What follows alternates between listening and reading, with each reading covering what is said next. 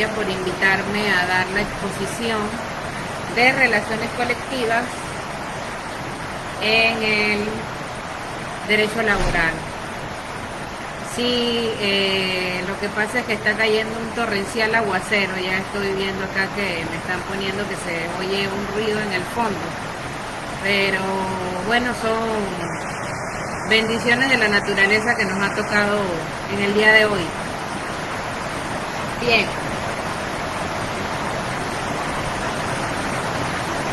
para seguirles desarrollando el tema, en primer lugar quiero aclararles que el derecho laboral tenemos que tener presente que es un derecho público, por ende tiene la facultad de que el Estado, con su poder de imperio, puede intervenir. Y también tiene la característica que muchas veces, a pesar de que las normas no estén escritas dentro de los códigos de trabajo y otros instrumentos que más adelante nos vamos a dar cuenta cuáles son, en base a la sana crítica del juzgador, pueden resolver en base a la costumbre, en base a sus criterios, algunos casos que no tengan una respuesta clara dentro de nuestra legislación laboral. Eso es importante que lo tengamos presente antes de entrar de lleno en lo del tema de las relaciones colectivas. Siempre me gusta dar una introducción para que vayan entendiendo poco a poco de qué se trata. Buenas tardes a los que van entrando y a los que entraron conmigo también buenas tardes, que se me olvidó decirlo, disculpen. Bien, es importante que tengamos presente qué es la relación laboral. Para poder que exista una relación laboral, ya sea individual o colectiva, se necesitan varios elementos, que existan varios elementos. ¿Cuáles son estos? La subordinación jurídica y la dependencia económica. Si yo no tengo una subordinación jurídica, llámese contrato, y una dependencia económica, llámese salario, entonces yo no tengo una relación laboral. Muchas veces nos contratan, por lo menos a nosotros como abogados, nos contratan por servicios profesionales, nuestro contrato de servicios profesionales. Sin embargo, nosotros hacemos un trabajo, pero estamos dando un servicio en donde yo le voy a responder al cliente, pero yo no estoy atada a estar 8 horas o 10 horas o 12 horas con ese cliente. Por ende, no es una relación laboral per se. Eso es lo que tenemos que tener claro para poder identificar cuándo existe una relación laboral y cuándo no es una relación laboral. Muchas veces, lamentablemente, tenemos contratos de servicios profesionales disfrazados porque realmente es una relación laboral, ya que la persona tiene que trabajar 8 horas, pero bueno, este es un tema de por ciertas acciones que se evaden muchas veces, que los realizan las personas. Bien, el derecho laboral también tiene como característica, y ustedes lo van a ver, mis colegas que ya son abogados y los estudiantes cuando sean abogados o de repente si ya quieren entrar en la práctica forense que llamamos, verificar la tarifa de abogados. Ustedes van a verificar que en el derecho laboral existe una tarifa para cuando somos abogados de las empresas y existe otra tarifa para cuando somos abogados de los trabajadores. Bien, teniendo esto presente, cuando tenemos una relación laboral individual, una relación laboral individual existe cuando es el empleador y el trabajador intuito persona, o sea, el jefe y el trabajador. Quiero aclararles algo. Dentro del Código de Trabajo, por ningún lado existe el término colaborador. En el Código de Trabajo y en toda nuestra legislación laboral existe el término trabajador. Así que desde ahora acostúmbrense a utilizar el término trabajador y no colaborador.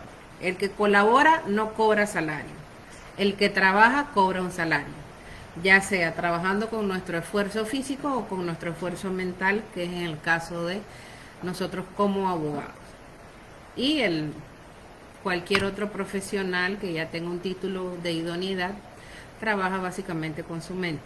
Muchas profesiones también son esfuerzo físico, depende, pero este es un tema que está muy en boga ahora en nuestros tiempos modernos o a partir de la globalización, que llamemos a los trabajadores colaboradores, pero eso es para darle como un sentido de apropiación dentro de la empresa, y eso es bueno, ¿no? Con esto de la responsabilidad social empresarial. Sin embargo, tenemos que tener claro que dentro de nuestro código de trabajo solo existe la palabra trabajador y debemos acostumbrarnos a eso. Bien, una relación individual laboral es el empleado con el trabajador con el empleador. Y una relación laboral colectiva es varios trabajadores con el trabajador. Bien, las relaciones colectivas básicamente nacen desde el punto de vista de que los trabajadores tienen el derecho a organizarse con lo que llamamos las organizaciones sociales, que son conocidos como los sindicatos. En este sentido nacen las relaciones colectivas de trabajo. Los sindicatos se pueden unir y crean federaciones. Las federaciones se unen y crean confederaciones y centrales sindicales. En Panamá tenemos varias. Pero para poder que se cree una relación colectiva necesitamos más de 10 trabajadores y más de 40 para poder crear o tener dentro de una empresa obligatoriamente un sindicato. Les voy a explicar el primer caso. Nosotros podemos tener un problema dentro de una empresa y puede ser resuelto como una relación colectiva de trabajo sin necesidad que exista un sindicato. Pero esos 5, 6 o 7 trabajadores, o sea que tienen que ser más de uno, escogen a alguien que los va a representar ante el jefe de recursos humanos y por ende ante el gerente de esa empresa para resolver, pónganse que no tienen un comedor donde comer, que no tienen las condiciones adecuadas en el momento que se está dando.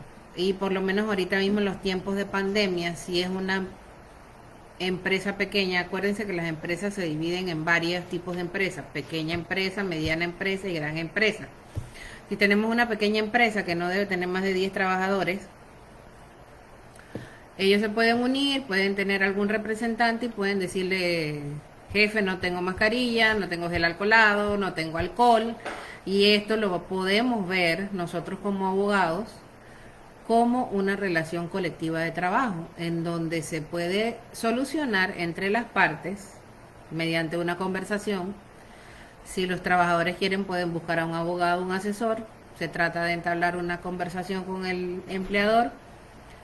Si el empleador no quiere llegar a ningún tipo de arreglo, entonces tenemos que recurrir al Ministerio de Trabajo, que básicamente tenemos que ver al Ministerio de Trabajo como un ente mediador entre los trabajadores y los empleadores. Y no necesariamente tenemos que tener un sindicato en este tipo de ejemplo que les he planteado.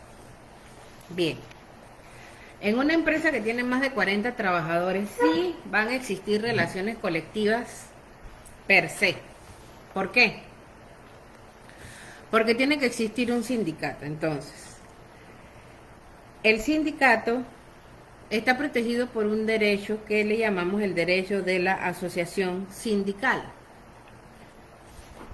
Este derecho de asociación sindical es un derecho público, igual que el derecho laboral. O sea que el derecho de asociación sindical es parte del derecho laboral.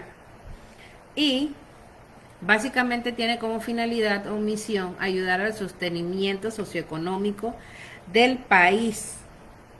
O sea que básicamente el derecho sindical debe estar incluido dentro de las políticas de Estado cuando desarrollan la parte laboral dentro del Ministerio de Trabajo y Desarrollo Laboral.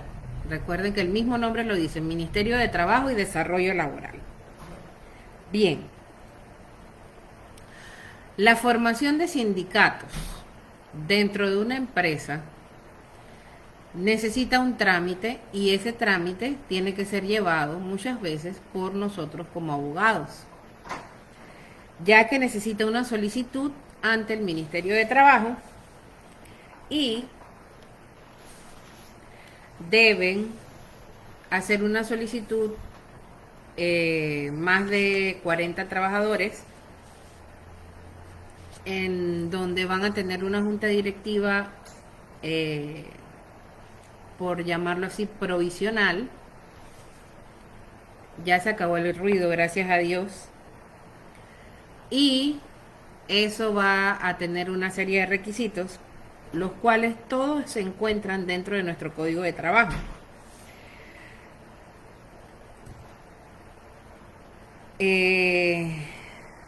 Ellos pueden formarse por gremios.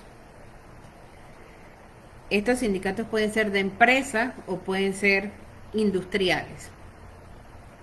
Es importante conocer la diferencia entre un sindicato de empresa y un sindicato industrial. ¿Por qué? Porque un sindicato de empresa solamente va a estar formado por las personas que pertenecen a una empresa o por las profesiones o oficios especializados, por lo menos.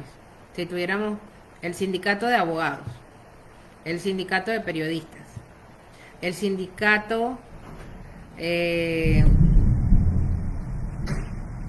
las personas que cortan llano, por ponerles un ejemplo hipotético. Sin embargo, cuando son de industria, los sindicatos pueden abarcar mucho más, porque es el sindicato de la industria de los pollos.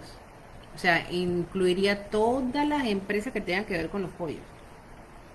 En este caso tenemos un sindicato muy característico que es el que se relaciona con todas las industrias de la construcción. Pero ese es un sindicato industrial. Por eso es importante, al momento de que nos contraten o vayamos a ser asesores, ya sea del empleador o de los trabajadores, en este caso los sindicatos, verificar, en el caso de la formación de los sindicatos, qué le conviene más a ese grupo de trabajadores, tener un sindicato de empresa o tener un sindicato industrial. Un sindicato de empresa solamente va a abarcar a la empresa a la cual voy a pertenecer. Un sindicato industrial va a abarcar mucho más. Recuerden que los sindicatos cobran una cuota sindical y entre más trabajadores existan, más cuota sindical van a tener los sindicatos que nosotros formemos. Bien.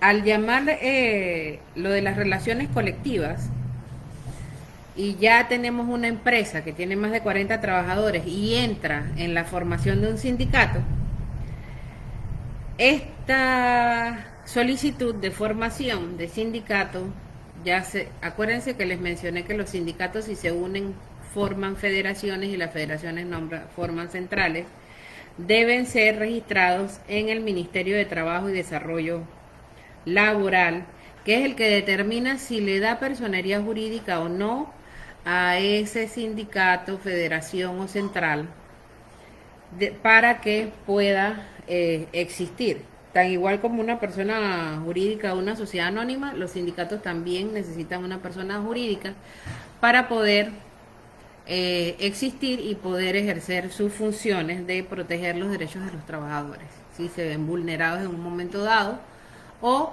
en un momento dado para trabajar hombro a hombro con la empresa en un momento que tengamos que vivir, por lo menos en el caso que estamos viviendo en este momento con la pandemia, que se ha tenido que suspender muchos contratos. Ahora con las aperturas que se van a dar, se van a restituir nuevamente muchas personas sus contratos. Se va a tener que ser muy mediador y vamos a tener que tener muchas conversaciones entre ambas partes para poder llegar a arreglos sin crear un caos. Bien. Esta solicitud para poder formar un sindicato debe estar firmada por el secretario general, que este secretario general es como decir el gerente del sindicato. Debe ser remitida a la Dirección General de Trabajo en el Ministerio de Trabajo y esta debe estar acompañada por el acta constitutiva y los estatutos aprobados en las sesiones. Entonces, ¿cómo vamos a tener esta acta constitutiva? Estas personas que van a tener la idea, asesorados por algunos de nosotros los sindicatos, de nosotros a los abogados, perdón, van a hacer una asamblea con los trabajadores que tengan el interés de formar este grupo de personas y va a haber votaciones, van a proponer personas que generalmente son personas que se destacan por ser líderes dentro de su medio de trabajo, para poder entonces levantar esa acta constitutiva y hacerlo de manera democrática, ¿no? Y de manera transparente. Es lo que establece nuestro código laboral. Bien. Las inscripciones de los sindicatos solo podrán ser rechazadas en el Ministerio de Trabajo cuando se compruebe que este sindicato ha sido hecho por el empleador y no por los trabajadores, y cuando es un sindicato constituido con otro tipo de finalidad que no sea la de defender los derechos de los trabajadores. Bien. ¿Cuál debe ser el régimen interno de los sindicatos? Procurar el mejoramiento de las condiciones de trabajo de los trabajadores. 2. Celebrar convenciones colectivas. Aquí sí quiero hacer un alto. ¿Qué es una convención colectiva? Una convención colectiva tiene que tener presente que está por encima del Código de Trabajo, primero que todo. Si una empresa tiene una convención colectiva con un sindicato, lo que va a regir esa relación laboral colectiva, en primer lugar, va a ser esa convención colectiva, antes que el Código de Trabajo. Una convención colectiva se negocia con la empresa, se negocia artículo por artículo. A nosotros como abogados muchas veces nos va a tocar participar en esas negociaciones de las convenciones colectivas de los sindicatos, ya sea del lado de los trabajadores, del lado del sindicato, o del lado de la empresa. Y esto sí es un desarrollo de las relaciones colectivas totalmente per se. Entonces, ¿qué pasa? En esa negociación yo voy a ir negociando artículo por artículo, por lo menos. Uno de los artículos que más problema causa, el artículo de los aumentos de salario dentro de una empresa.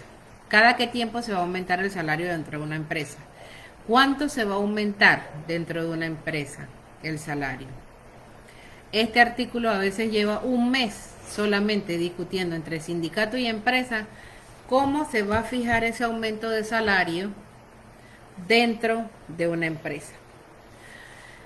Lo que no esté reglamentado dentro de la convención colectiva, entonces yo lo busco dentro del Código de Trabajo o dentro de las normas laborales vigentes o dentro de la Constitución, o si quiero utilizar normas internacionales también lo puedo hacer. Acuérdense que el Panamá ha ratificado muchas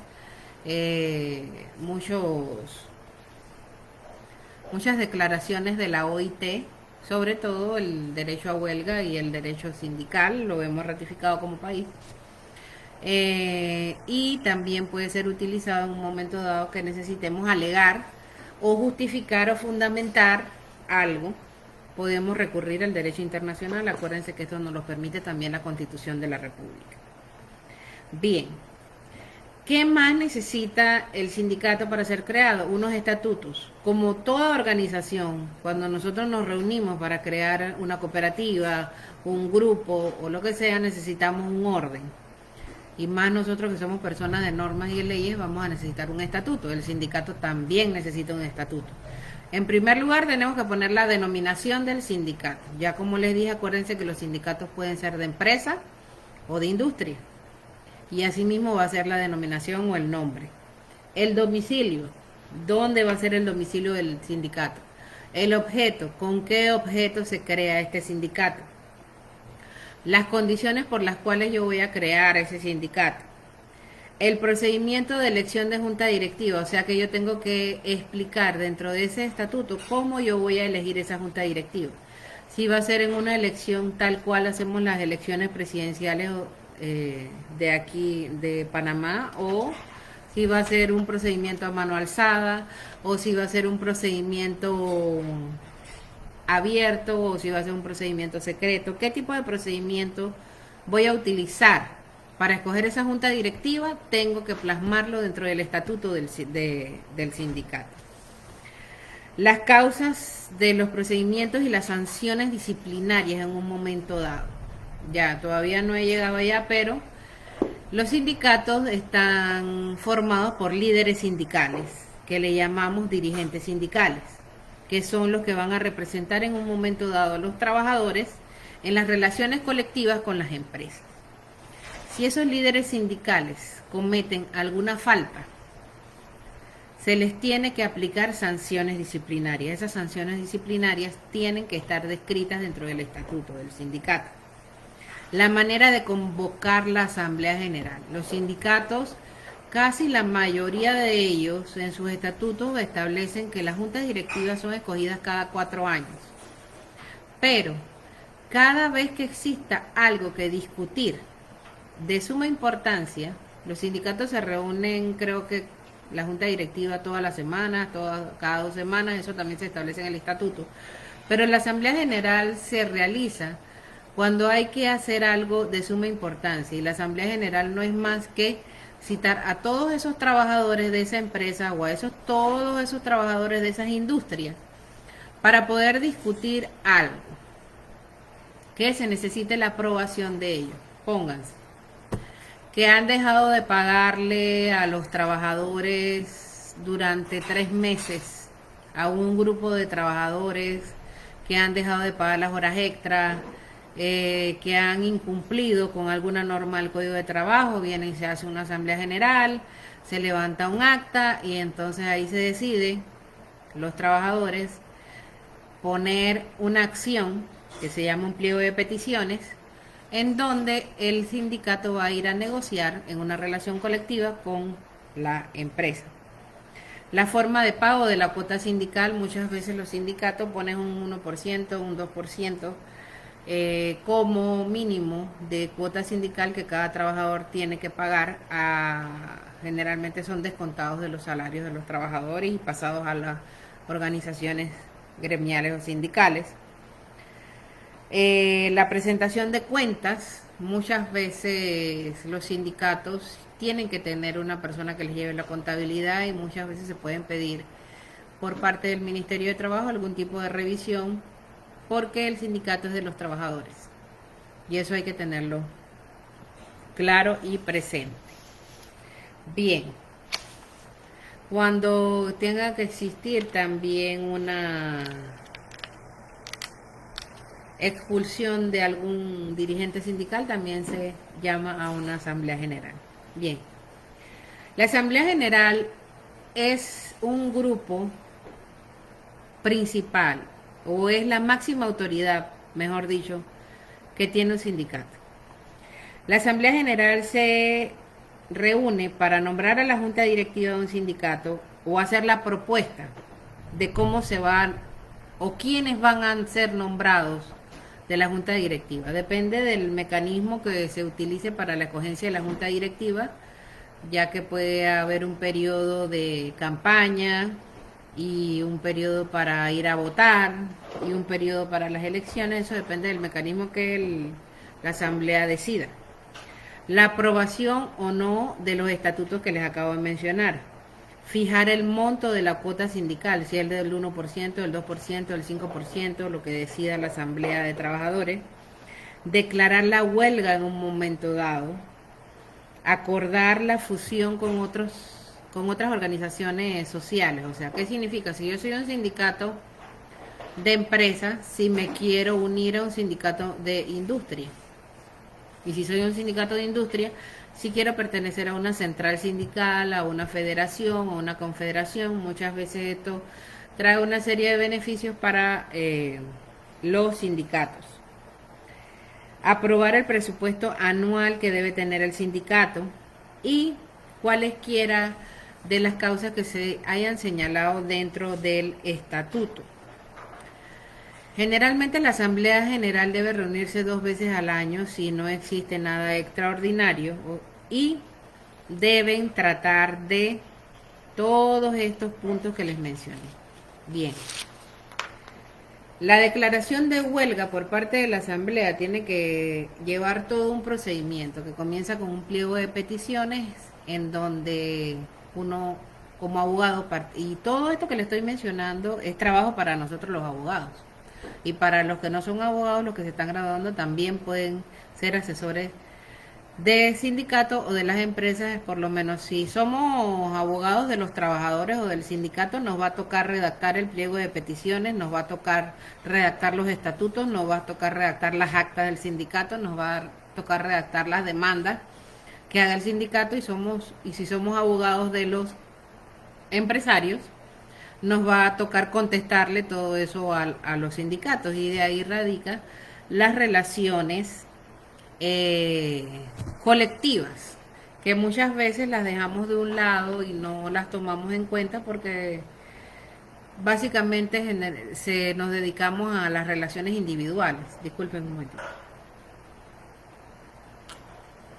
Bien. Estas organizaciones sociales también tienen obligaciones, así como en las relaciones individuales. Ustedes ven que en los artículos 213, 214, 212 del Código de Trabajo les establecen los derechos y obligaciones de los trabajadores y de los empleadores. En cuanto a las relaciones colectivas, las organizaciones sociales también tienen una serie de obligaciones, que son llevar libros de actas, socios y contabilidad debidamente sellados y autorizados por el Ministerio de Trabajo. Y esto es muy importante. Por cada reunión que realice el sindicato tiene que levantar un acta. En esa acta tiene que constar todo lo que discute la junta directiva. Los socios cada uno tiene que tener una tarjeta. Ya ahora se lleva de manera digital, pero todo esto tiene que estar registrado dentro del Ministerio de Trabajo. ¿Por qué?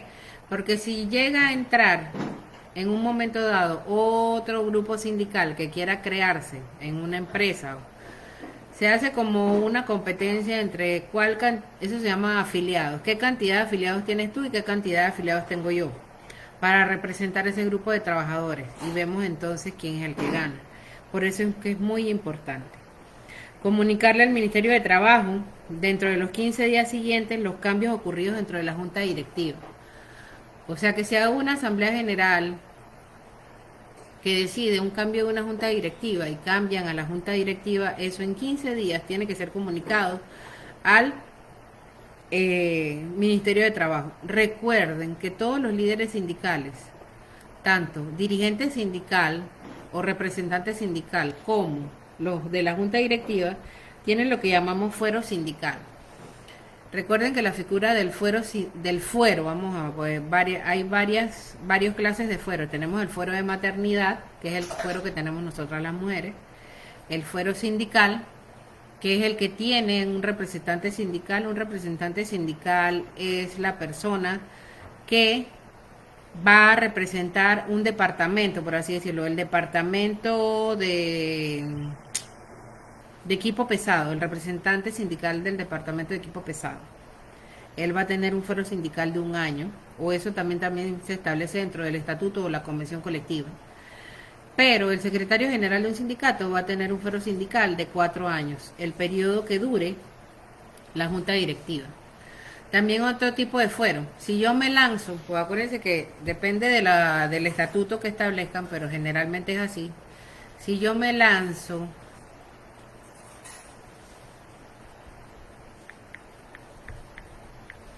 ok, como que se fue la señal por un momento. Si yo me lanzo como dirigente sindical de un departamento y yo pierdo, gana la otra persona, durante ese tiempo que duró la campaña y 2 semanas más, yo voy a tener fuero y no me van a poder votar o despedir. Eso es lo que significa tener fuero. No me puedes despedir.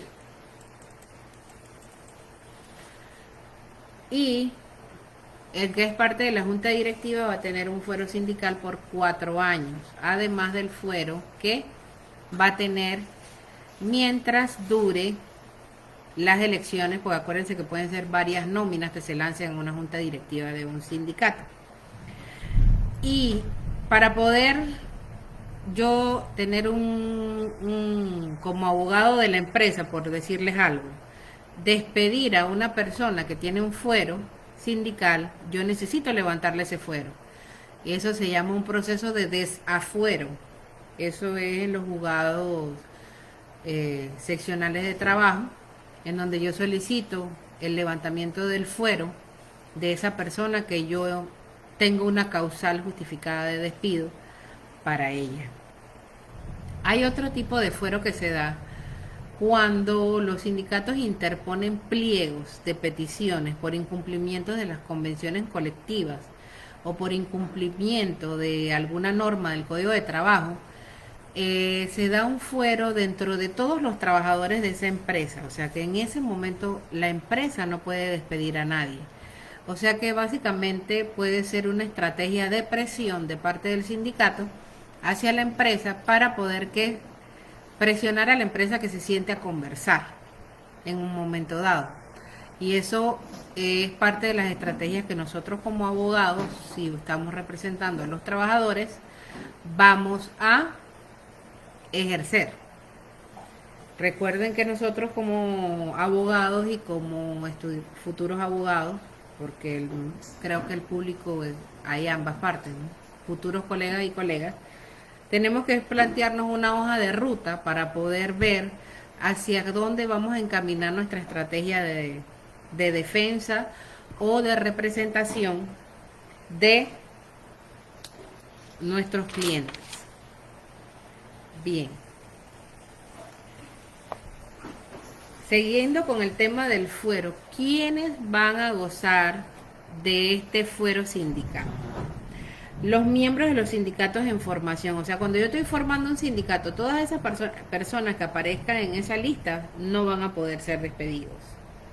Los miembros de las juntas directivas de los sindicatos, los miembros de las juntas directivas de las federaciones, porque si un sindicato ya viene a formar parte de una federación y de una central, también va a tener fuero sindical si ese miembro va a ser parte de la junta directiva de esa nueva organización, que por así decirlo va a tener una jerarquía superior al sindicato. Los suplentes y los directivos de las juntas directivas de los sindicatos. Tenemos que tener presente algo. Los sindicatos muchas veces están formados por secretarías, la Secretaría General, la Secretaría de Actas, la Secretaría de Educación, la Secretaría de Deporte, la Secretaría de Niñez, la Secretaría de la Familia, la Secretaría de la Mujer, pueden haber la Secretaría de Asuntos Internacionales, pueden haber 1001 secretarías, pero nosotros tenemos que tener claro que solamente 11 secretarías van a tener fuero sindical. De la 12 en adelante no va a tener fuero sindical. Eso tenemos que tenerlo muy presente al momento de asesorar a nuestros clientes. Bien. La convención colectiva de trabajo, como les mencioné, es la herramienta que en un momento dado va a negociar el sindicato con la empresa. Les quiero traer este tema a colación porque en estos momentos que estamos viviendo, la convención colectiva se hace como un instrumento muy importante. ¿Por qué? Porque dentro de la convención colectiva nosotros podemos incorporar una figura que se llama el comité de empresa. Ahorita mismo es un tema muy actual lo del comité de salud. Lo del comité de salud no es de ahora. Las empresas pudieran haberlos creado desde hace mucho tiempo, ya que existe desde hace mucho tiempo y existe dentro de nuestro Código de Trabajo, como parte de las relaciones colectivas, las creaciones de los comités de empresa, que van a estar representados por los trabajadores y por la empresa, y en ese comité de empresa muchas veces se pueden dar soluciones a muchos problemas que se dan dentro de las empresas sin necesidad de llegar al Ministerio de Trabajo. Y dentro de ese mismo comité de empresa puede estar inmerso el Comité de Salud, que no solo va a seguir los lineamientos que nos ha establecido el Ministerio de Salud y el Ministerio de Trabajo actualmente, sino que también puede regir todo lo que es la parte de salud ocupacional. O sea que esta figura es muy importante y debería ser utilizada con más frecuencia por parte de las empresas. Bien, los conflictos colectivos. ¿Cómo pueden ser resueltos los conflictos colectivos? Los conflictos colectivos, que son producto de las relaciones colectivas de trabajo, pueden ser resueltos de manera directa o mediante un pliego de peticiones que ya les había mencionado. De manera directa, ¿cómo es? Que yo le entrego una solicitud a la empresa me la recibe desde ese momento y esa misma solicitud la llevo al Ministerio de Trabajo. Ya cuando todo está sellado, entonces desde ese momento todos los trabajadores quedan afuerados, como se llama. La empresa contesta, sí, quiero negociar contigo directamente. Entonces entra en una serie de conversaciones en donde van a entrar a negociar en hora y lugar y fecha en donde las partes se pongan de acuerdo. Es de manera directa, no interviene el Ministerio de Trabajo. Pero puede haber otra forma, que es con la participación del Ministerio de Trabajo. Cuando se da este tipo de negociación con la participación del Ministerio de Trabajo, ya las negociaciones sí tienen un término, que va a ser de, si no me equivoco, y disculpen si me equivoco, de 60 días. Luego de esos 60 días, si no se ha logrado llegar a nada, viene lo que se llama el arbitraje, y luego del arbitraje viene la declaratoria de huelga. Acuérdense que el arbitraje laboral, para poder que el mismo sea desarrollado, se necesita un representante de los trabajadores, un representante de la empresa, un representante del Estado, que va a ser el Ministerio de Trabajo. Estas son las dos formas en que se pueden solucionar los conflictos colectivos de trabajo dentro de lo que establece nuestra normativa laboral. Sin embargo, tenemos la tercera herramienta, que es la que les mencioné, que es la creación de un comité de empresa, en donde dentro de ese comité de empresa pueden crear subcomités, dentro de los cuales puede estar el comité de salud, que estamos teniendo la necesidad de tenerlo obligatoriamente ahorita mismo con la pandemia del COVID-19 que nos está quejando a todos. Bien. Cuando llegamos a arbitraje, lo más recomendable es tratar de conciliar para no tener que llegar a ese arbitraje, ya que recuerden que el laudo arbitral o la sentencia arbitral no admite ningún tipo de recurso, o sea, no podemos apelar, no podemos reconsiderar, porque antes de entrar en un arbitraje, cada una de las partes firma un acta en donde estamos aceptando que todo lo que decida ese árbitro tiene que ser de esa manera. ¿Sí? Bien, el derecho a huelga es parte de las relaciones colectivas de trabajo. El derecho a huelga está reconocido por la Organización Internacional de Trabajo, está reconocido también por nuestro país y es un tema un poco con muchas aristas, debido a que también es reconocido a nivel constitucional. Sin embargo, para que una huelga sea declarada legal, tiene que ser tramitada en debida forma. ¿Por qué? Porque si los trabajadores quieren y se van a la calle simplemente para reclamar y nos vamos a huelga sin llevar los lineamientos que exige el Código de Trabajo, estamos creando una huelga ilegal y eso puede producir muchos despidos. Entonces nosotros responsablemente como abogados tenemos que señalarle a nuestros clientes, ya sea sindicatos o empleadores, cuáles son las consecuencias. En este caso a los sindicatos, que serían los que tramitarían o se irían a una huelga como tal. Existen varios tipos de huelga. La huelga por solidaridad, que es que yo voy a apoyar a un grupo. Si soy sindicato, yo apoyo a un grupo sindical en su lucha por solidaridad. La huelga de los servidores públicos, que bueno, ese tema es un poco bastante que hay que hilar muy fino para poder tocarlo. Los efectos de la huelga, ¿cuáles son? La paralización de todas las actividades dentro de la empresa, la suspensión de los efectos de los contratos, o sea, si la persona se mantiene en huelga, va a tener una suspensión del contrato. Por ende, si no es una huelga legal, va a ser despedida esa persona. Bien. Hasta el momento no sé si tienen alguna pregunta que deseen que les quiera absolver con el tema de las relaciones colectivas de trabajo. Es un tema bien amplio, un tema eh, bastante interesante, así que abro el parámetro a preguntas si me desean hacer alguna pregunta para contestarles.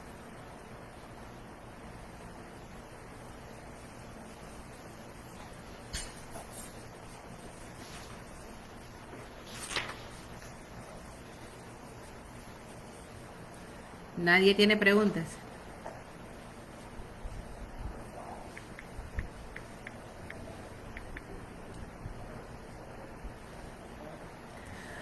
Bueno, hasta aquí llega mi presentación. No sé si quieren, si alguien me chatea y me pregunta algo, o desean que les aclare algo.